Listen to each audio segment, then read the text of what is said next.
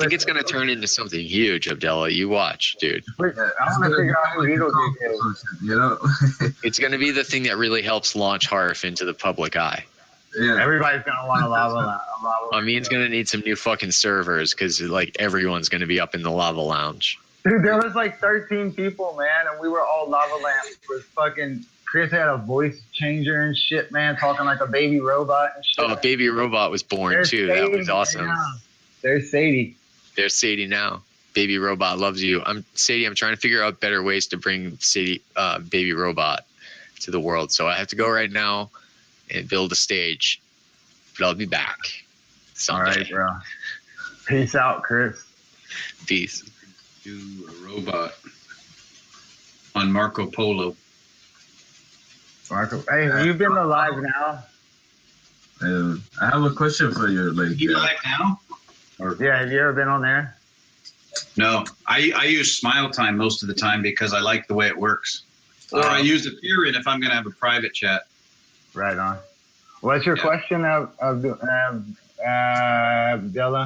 yeah, it's I had a question for Donald. What's the temperature in where you're at, like in Denmark? You're in the south, right? Right around 2 degrees Celsius, or it's supposed to get down to like 10 degrees minus tonight. Yeah. Wow. It's So it's what is like that? it's, It's like it's 30, minus 22 here, dude. Like it's so cold. Yeah. Dude, it's snowing here, bro. We got fucking tons of snow and shit outside, man. It's been Yeah, it snowing started to snow over here yesterday too, or like 2 days ago. Yeah. So this is the app called Marco Polo, and what it does is it augments your voice to be either helium, strongman, which is kind of funny, or robotic. And when it's robotic, it sounds pretty cool too. I didn't like Marco Polo, man. I got on there and like I saw these people and it looked like they were already there or whatnot, and then it was like, I don't know, it was just weird. It was different. I liked it because I just connect with just my friends. It's not like a public place where like anybody can just find you and follow you. You have to give somebody the connection, or else they can't. They just can't find you. Okay, For me, what it is. that's a good thing. I like See, that. somebody just told me download Marco Polo, and I did, and I was like, what is it? Like, I have no idea what it was, but okay, I see what you're saying. That's cool. The app's called Marco Polo, and what it does is it augments your voice to be either helium, Strongman, which is kind of fun. or robotic. And when it's robotic, it sounds pretty cool too.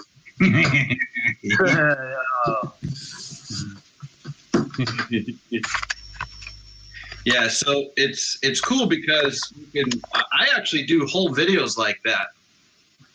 Like I did this one down at the pizza place. My friend owns a pizza place, and I did a pizza thing, and that's going, oh yeah.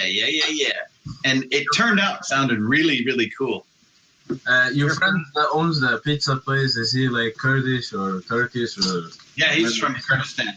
Yeah, you see, they have like monopoly on the pizza industry here in Sweden. Yeah, no shit, don't they? Yeah, they own like most of the pizza places. Yeah. I didn't know it's. I guess it's probably the same in Denmark. This is no shit. There's a guy that has a restaurant around the corner from my house. There was an old sex shop. Sex shops are real big in Europe. So this is no different in Denmark. There's a lot of sex shops in here. But anyways, that's different here. Oh, okay. Well, there was an old house that used to be a place that sold pornography and stuff. Yeah. And the house was basically in pretty bad condition. So some German guy bought the house, renovated it, and turned it into a restaurant. Well, the couple that bought the place and opened it up as a restaurant, they ran it for like about 2 or 3 months. And one day I walked in there and I met the owners and everything. Mm-hmm. And they had pastries and everything in their cabinet. But the daughter was really, really big and overweight. She was really big and overweight. And the father says, well, I think we're going to have to stop selling these pastries because she keeps eating them. And I go, fuck, man. I said, that's one of the only reasons I come in here is for a good pastry and a cup of coffee because they were both, really good. Yeah. So anyways, long story short, they ended up closing the business because they lost all kinds of business. They ended up closing and going out of business, and they sold it to a guy who turned it into a pizza place. Well, the other day, this is the no lie, I just walked in there for the first time, and the guy's got his open sign on, which is a neon light right by the door. It says open. I walk in, and it's about, 3 o'clock in the afternoon, 4 o'clock. And the guy goes, we're not open yet. And I go, your fucking sign says you're open. And I said, what kind of business are you running? And I could see that he's got this big rack of kebab on the burner, but it looked like it was ice cold. You could tell that the burner wasn't on, the pizza ovens weren't on, nothing was turned on. I'm like, fuck, I said, why would you turn on your open light if you're not going to be open? Yeah, especially at 3 o'clock in the afternoon, bro. Like that's just like, that's. What do you want to work 2 hours a night? Yeah, it's way past lunchtime. If the lunch crowd was going to come there, they wouldn't be able to because he's closed. And I'm like, I said, I'm not coming here again. He goes, well, Happy New Year to you too. I go, yeah, fuck you. I said, that's not running a business. You're not. When you're you go out running of business. Check him out when he goes out of business in a month. Yeah. Well, that's what I said. Yeah, right? Maybe it's like he did some mistake or something, Oh. Well, I think some people go into the restaurant business just thinking that they'll be able to glide by, but it ends up becoming a lot of work. I've owned some restaurants, man. It's fucking a lot of work, bro. Yeah. A lot of fucking work. I started working in a restaurant, man, when I was probably 16 years old. See, I had cafes and I had a cafe and a fast food place, so it was like small business restaurant. So like you can't afford to fucking hire people to do everything. You gotta fucking do everything yourself and shit, man. It's like the bookkeeping, the cleaning, the fucking the actual cooking. Yeah, the cash register, the fucking everything. Yeah. That's typical in America, though. Like, you guys work your ass off over there. Like, it's not the same here, though. You guys have a... Yeah, but restaurant owners, it's different. My friend... Owners is different, yes. He fucking works his ass off, man. He's there all the time. Yeah, you have to. Like, there's no way around it. You're always got to go to the store and pick this up, pick that up. And you got deliveries and fucking... and the customers and... Yep.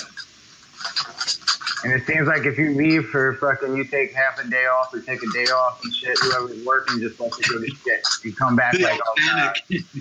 Yeah. Then they're calling you like, I need you to come in. No. Hey, boss, we got something wrong with the fucking refrigerator.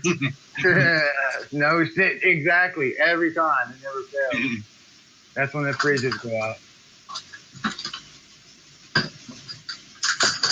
Yeah, I didn't. The one guy who was a manager at one of the restaurants that I worked at was a prick, man. But I knew why he was a prick, because he never slept. He was just always working. He was there sometimes at 5, 6 o'clock in the morning to receive shipments of food products that were coming in. And then I would get there at, say, 6 o'clock in the morning to start prepping stuff for the evening shift, Right. So I get there at 6 o'clock in the morning and work until probably 2 o'clock in the afternoon. Then I'd take an hour or two off, and then I'd come back and cook at night. Man, that was on Thursday, Friday, and Saturday. The rest of the week we weren't as busy, so I didn't have to come in so early.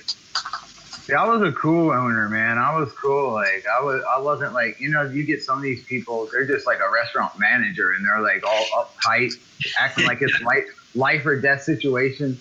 Acting like they got some power because they're bossing around a 16-year-old girl. Like, come on, man. Yeah. What kind of restaurants? What kind of restaurants did you own? I had a cafe and a fish and chip restaurant. Nice. Yeah. Those restaurants that I started out working in, they were all upscale restaurants. Like surf and turf shit.